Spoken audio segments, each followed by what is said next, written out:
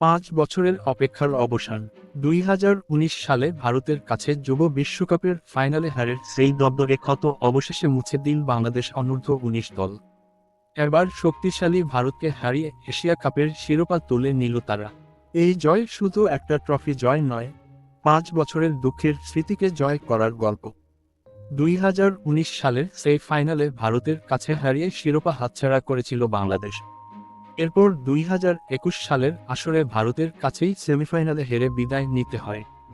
কিন্তু 2023 ও 24 মৌসুমে দুবাইয়ে অনূর্ধ্ব-19 এশিয়া কাপের ফাইনালে 5 বছরের প্রতিশোধ নিল টাইগাররা। ফাইনালে টস হেরে ব্যাট করতে নামে বাংলাদেশ। শুরুর দিকে ব্যাটিং লাইনটা খুব একটা ভালো করতে পারেনি।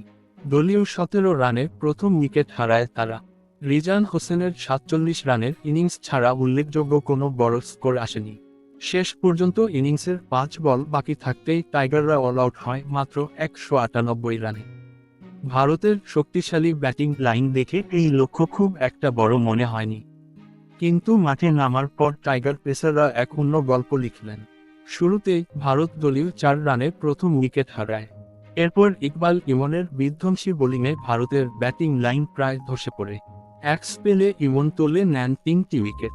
তার সঙ্গে যোগ দেন অধিনায়ক আজিজুল হাকিম, তিনিও নেন 3টি উইকেট। ভারতের ব্যাটসম্যানরা স্রেফ অসহায় হয়ে পড়ে টাইগারদের গতিময় বোলিং আক্রমণের সামনে।